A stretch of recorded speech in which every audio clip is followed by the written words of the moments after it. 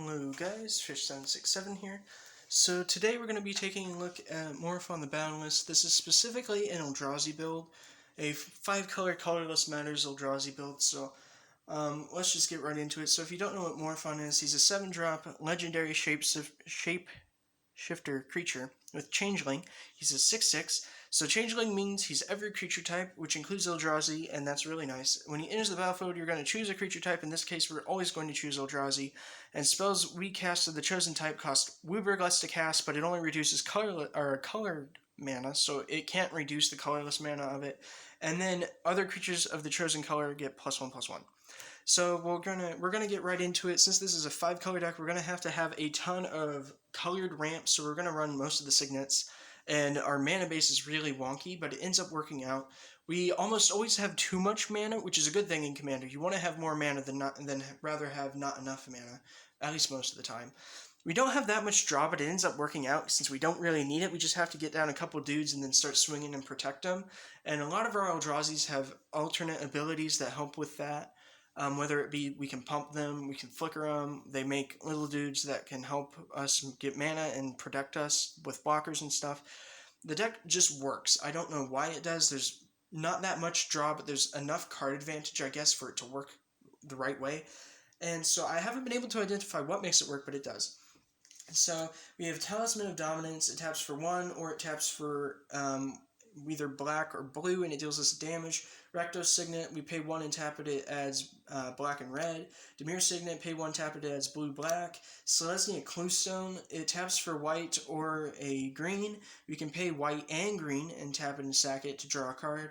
Izzet Signet, we pay 1, tap it, get red and blue. From Beyond, now this card is really good. It serves a bunch of different purposes. It's a 4-drop enchantment, it's devoid, which means it has no color. Most of our cards in this deck are either going to be colorless or they will be devoid. Let me just, can I zoom in on this? I can zoom in on this. Okay, so anyway, at the beginning of your upkeep, put a 1/1 colorless Eldrazi Scion creature token on the battlefield. It has sacrificed this creature, add 1 to your mana pool, and that is why this is a ramp card. Or we can pay 1 in a green, sack it, and search for an Eldrazi card, reveal it, put it into our hand, and then shuffle our library. So it serves dual purpose. Ruin in their wake, it's a 2-drop, search our library for basic land card, reveal it, put it into your hand, and that's what it does because we don't have any waste, so it's not going on the battlefield. But it's devoid, it's a ramp spell, it's nice and foily, so I put it in the deck. Golgari Signet, pay 1, tap it, add black-green to your mana pool. Ugin the Ineffable is the best piece of ramp in this deck, and he does more than ramp. He's a 6-drop, 4 loyalty planeswalker. Colorless spells you cast cost 2 less to cast, so all of our signets are free now. Most of our Eldrazi's will be reduced by a ton because, guess what? They are colorless. So this is a wonderful card for that. We can +1 him, exile the top card of your library face down. It is a 2/2 colorless spirit creature token. Or no, you create a 2/2 colorless spirit creature token, and when the creature leaves the battlefield, you put the exiled card into your hand. Then you can -3 him to destroy target permanent that's 1 or more colors.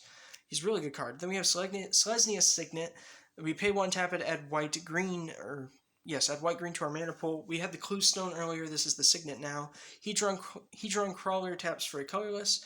He's a creature, so I don't know. It's kind of good. Boros Signet, pay 1, tap it, add black or red-white to your mana pool. Cultivator's Drone's really nice. We can tap it for a colorless. We can spend this mana only to cast colorless spells, activate an ability of a colorless permanent, or pay a cost that contains a colorless mana symbol. He's a 2/3 for 3.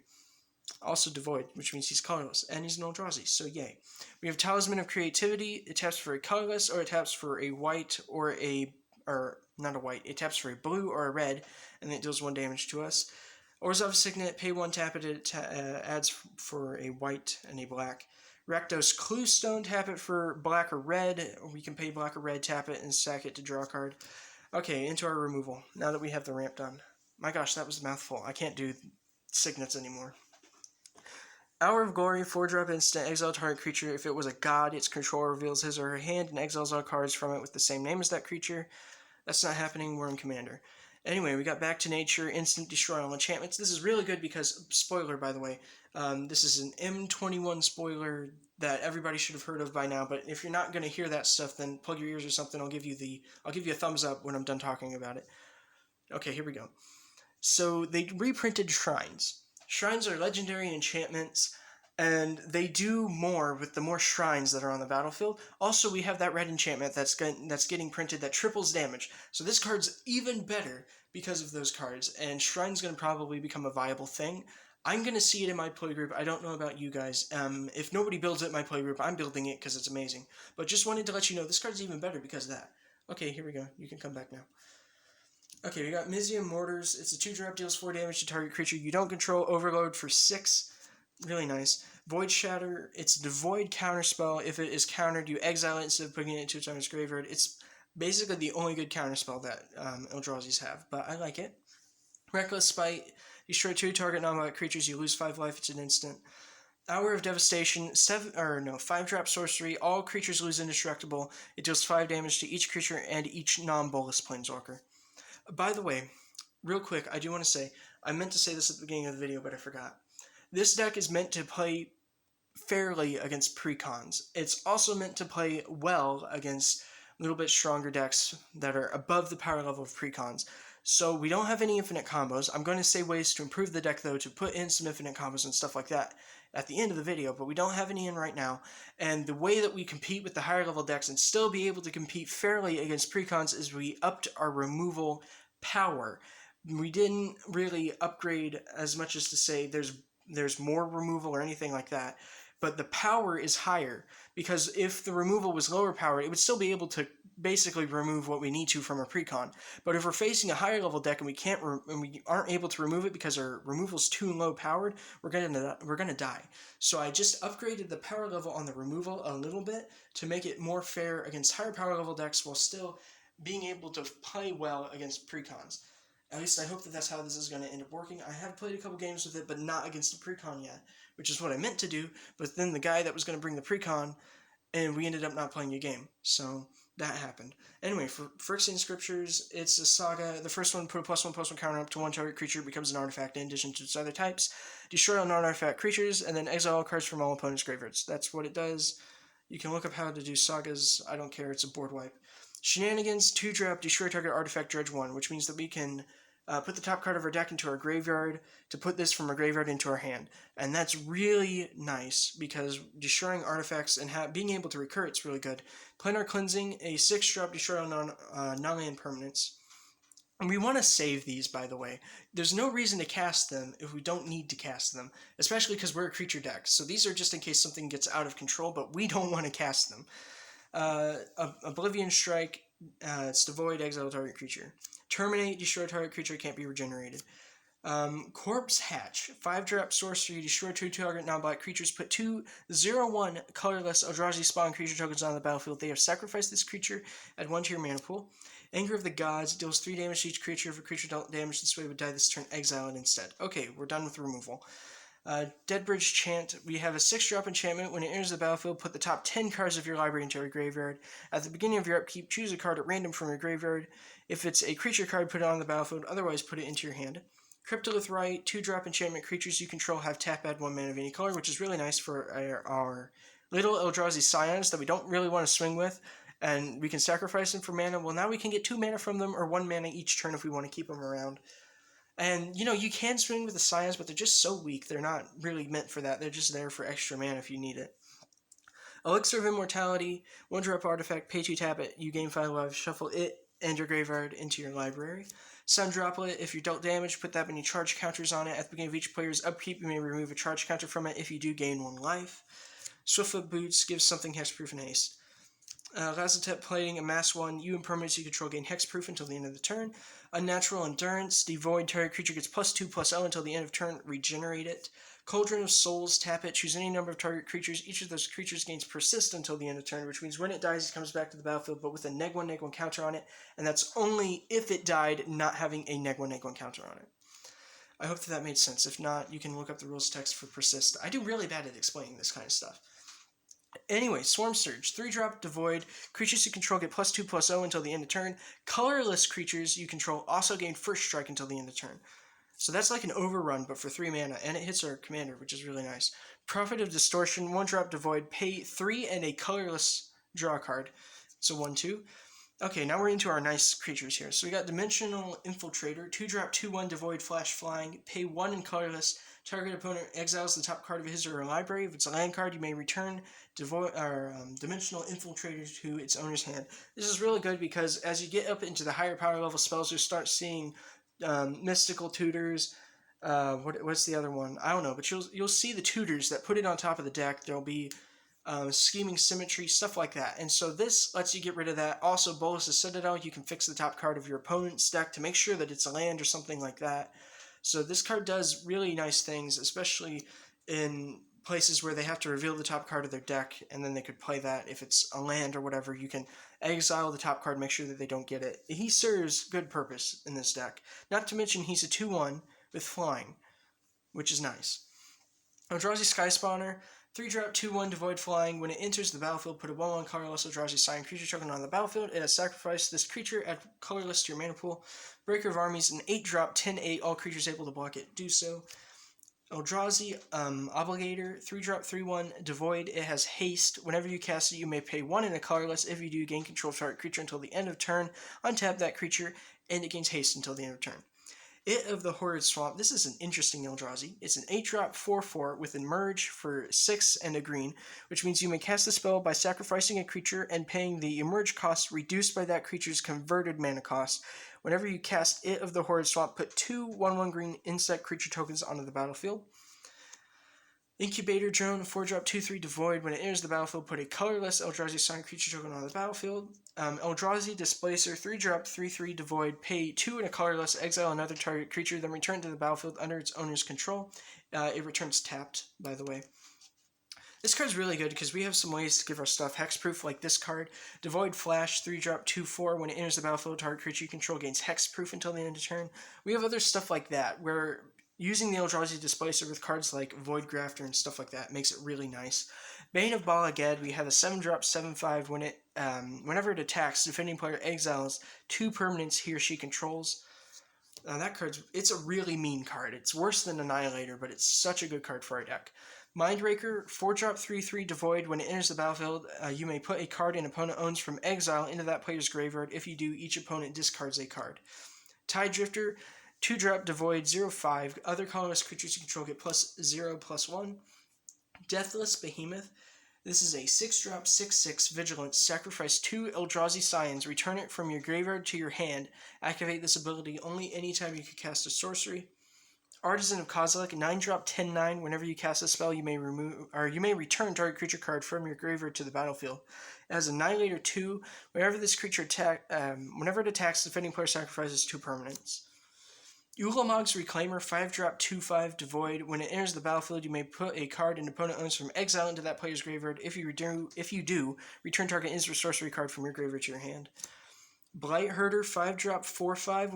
When you cast it, you may put 2 cards your opponents own from exile into their owner's graveyards. If you do, put 3 1/1 colorless Eldrazi Sign creature tokens on the battlefield.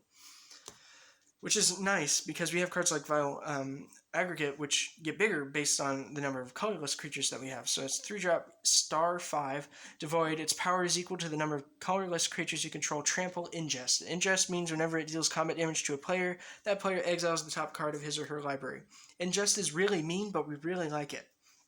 Flayer Drone, 3-drop 3/1 Devoid. First strike. Whenever another colorless creature enters the battlefield under your control, target opponent loses a life. We have Scion Summoner, 3 mana 2/3 Devoid. When it enters the battlefield, put a 1/1 colorless Eldrazi Sign creature token onto the battlefield. It has sacrificed this creature, add colorless to your mana pool. Conduit of Ruin, a 6-drop 5/5. When you cast it, you may search your library for a colorless creature card with a converted mana cost 7 or greater. Reveal it, then shuffle your library, put that card on top of it. The first creature spell you cast each turn costs 2 less to cast. Runation Guide, 3-drop 3/2 Devoid Ingest. Other colorless creatures you control get +1/+0. Havoc Sower, 4-drop 3/3 Devoid. Pay 2, it gets +2/+1 until the end of turn. One of that has to be colorless. Then we have Valor, 4-drop 2/2 First Strike. If it's in your graveyard and you control a planes, creatures you control have First Strike, which is pretty nice. We have a lot of First Strike in this deck. I didn't even notice that we had that much, but it's nice to have. Mind Melter, 3-drop 2/3 Devoid. It can't be blocked. Pay 3 and a colorless. Target opponent exiles a card from his or her hand. Activate this ability only anytime you can cast a sorcery.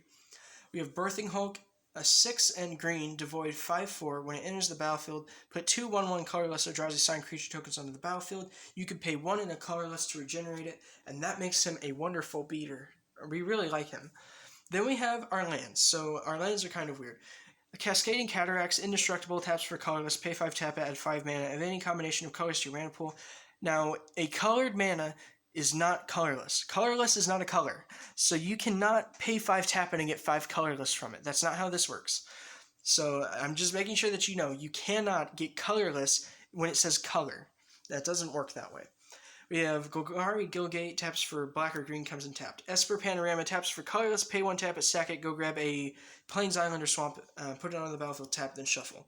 Dimir Gilgate, taps for a black or blue, and it comes in tapped. Command Tower, taps for any color and our commander's color identity. Bant Panorama, it taps for colorless, you sack it, go grab a forest, plains, or island, put them into play, tap, then shuffle your library. Sandstep Citadel comes into play tapped. It taps for white, black, or green. Then we have Crumbling Necropolis. It enters the battlefield taps for black, blue, or red. Blighted Woodland, taps for colorless, pay 3 green, tap it, sack it. Search for 2 basic lands and put them on the battlefield, tap, then shuffle your library. Grixis Panorama, taps for colorless, pay 1, tap it, sack it. Search your library for a basic island, swamp, or mountain, put it into play, then shuffle your library. You only get 1, by the way. Nomad Outpost, it taps for black, green, or not green. Taps for red, white, or black. You can, and it enters the battlefield tapped. Croissant Verge enters the battlefield tap it, add 1 colorless, pay 2, tap it, sack it, search for a forest and a plains, put them into play, tap, then shuffle. Is it Gilgate? It enters the battlefield taps for white, or no, that's red and blue, my bad. I hate doing this. I can't do colors. I can do everything but colors. Path of Ancestry, it enters the battlefield tapped. It taps for any color in your commander's color identity. If that mana is spent to cast a creature spell that shares a creature type with your commander, scry 1. Actually, yeah, no, that's exactly what it says. Luckily, our commander's all creature types, so as long as you're casting a creature with this mana, you get to scry 1. We have Arcane Sanctum, it enters the battlefield tapped. It taps for white, blue, or black. Rakdos Gilgate, taps for black or red, enters the battlefield tapped. Naya Panorama, taps for colorless, pay 1 tap it, sack it, search for a mountain, forest, or plains, put it into play, tap, then shuffle. Unclaimed Territory, it enters the battlefield, you're going to choose a creature type. Taps for colorless, or you can tap it to add 1 mana to your mana pool of any color, but you can spend this mana only to cast a creature spell of the chosen type. Seaside Citadel, taps for green, white, and blue, it enters the battlefield tapped. Savage Lands, it enters the battlefield tapped. It taps for black, red, or green. Boros Gilgate, it enters the battlefield taps for black or white. Orzhov Gilgate, it enters the battlefield tapped. It taps for white or black. Gruul Gilgate, it enters the battlefield taps for green or red. Jund Panorama, you tap it for colorless, pay 1 tap it, sack it, search your library for a swamp, mountain, or forest, put it onto the battlefield tapped, then shuffle. Gateway Plaza enters the battlefield tapped. When it comes into the battlefield, you have to pay a mana or you sacrifice it. Then it taps for a mana of any color. Jungle Shrine enters the battlefield tapped. You tap it, add red, white, or green to your mana pool. Exotic Orchard, it taps for any mana that an opponent's land could produce. That does not include colorless. Then we run our basics. We run 2 of each basic except for plains. We only run 1 plains. I think the reason is because there's only like 2 white cards in the deck. Actually, there might not even be that many. There's not that many white cards in the deck, and we have so many artifacts that produce white mana, it's stupid. And Morophon makes it so that we don't even have to cast the mana. So that's this deck. It works pretty well. As far as everything's concerned, like I said, you get way too much mana with it. Now, possible upgrades. You put in Joda. Joda with Morophon makes it so that you can cast any Eldrazi spell for free. And that's really stupid in this deck. You can put in Maze's End. We run all 10 gates already, so just take out a Panorama, put in Maze's End, and that's a win con in your mana base, which is beautiful. Let's see. If you put in an Ashnod's Altar, I think that this is the only way that you can do it.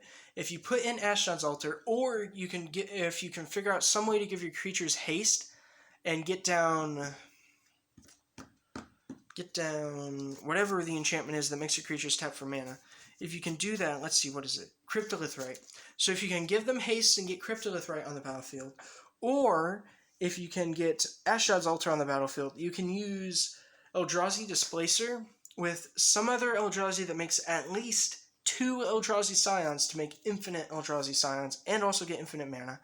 So how that works is Eldrazi Displacer, you pay 2 and a colorless, exile target creature, it comes back into play tapped. If you have a creature that makes 2 Eldrazi Scions, then you can use Ashdod's Altar to sacrifice the Eldrazi Scions to get 4 colorless mana, and then you can do that again, and you'll have 1 colorless mana left, and you'll end up with infinite mana, and then because you have infinite mana, you can make infinite Eldrazi, and also do any of your other ETB stuff that you want an infinite amount of times. And since you can do all of that at instant speed, you can also make it so that all your opponent's creatures are tapped and they can never attack or block again, unless one of them has a really weird ability where it untaps itself when it enters the battlefield, or they have an Amulet of Vigor or something like that, which is a very fringe case and probably won't happen. Now, the other way that you can do it is if they have haste and they can tap for mana, then you tap the Eldrazi Scions for mana, and then you sacrifice them because of their ability for mana, and you'll end up with infinite colored mana or colorless mana. And it'll end up working the same way because you'll still get 2 mana from each Eldrazi Scion, and so you can still do it the exact same way. The only difference is you get infinite colored mana with the if you use Cryptolith, you can get mana of any color. If you use Ashdod's Altar, it's only colorless mana. So that's the only difference between the 2 ways to do it. You could use Rings of Brighton Hearth or some other way to make it so that your activated abilities cost less to activate. Biomancer's Familiar is like a cheaper version of Rings of Brighton Hearth. Like, way cheaper. I'm not kidding. Rings of Brighton Hearth is like $50. Biomancer's Familiar is probably only a couple dollars. So if you use that, it'll make your activated abilities cost 2 less to cast, or 2 less to activate, which is really, really, like, I'm not even kidding, really good in this deck. But we just don't have it in here because, once again, this is supposed to fight with precons on a fair level, and we don't want to put in the infinite combos, the win con in our mana base. We don't want to put that in because it's hard to stop, and precons won't have that ability to fight with the deck. That being said, the deck is still like $100 or something. I haven't really price checked it, but I'm pretty sure it's going to be pretty expensive. I could be wrong, but most of that's probably from signets and stuff. Like, just the signets by itself is really pretty expensive. But I will leave a link in the description to this deck list on MTG Goldfish. That's what I use most of the time. So if you like it, let me know. If you have any improvements that you could think of for it, let me know. That being said, I want the improvements mostly for stuff that would be still good against a precon. But if you have ways to actually improve this deck to a much more playable level where it's actually able to compete with higher level decks, I'd love to see that too. That being said, this deck has beaten higher level decks. It's just mostly because they're combo decks, and this deck is like, I get a thing on the ground and then I swing with it, and they're like, well, I can't block that, and I'm like, I know, that's why I'm swinging with it. And so it's able to win that way against slower combo decks, because normally, at least in the playgroup that I play with, everybody plays combo, so when you have an aggro deck suddenly show up, you're like, I don't know what to do with this because I have no creature removal. So this deck was built, I guess, in a way where it's able to beat my playgroup pretty easily, but it has a much more fair chance against a precon. And I really like that about this deck, because it shouldn't win, and it does, and I love it.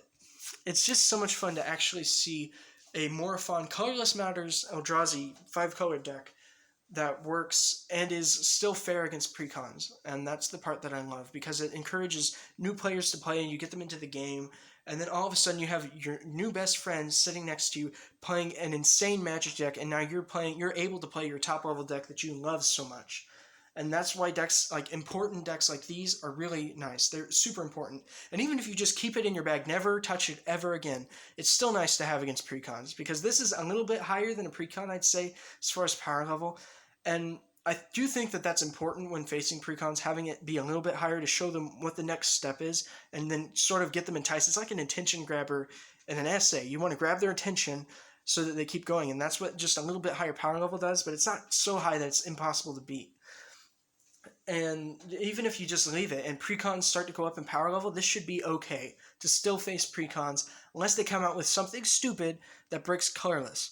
If they have something that stops this entire deck, well, then you're going to have to build a new deck. And with the new It's not new, but they're coming out with Ugin again. The colorless one that's like $300 or something. At least I think that's what it is. That's what I've been told. They're coming out with Ugin and stuff. So we're gonna have the old Ugin to put into the deck, which will be nice. We have colorless support in standard right now. I just don't own any because I don't want to buy standard. I don't like what's happening in standard, but that's neither here nor there. So thank you guys for watching. I'll see you all in the next video. Goodbye.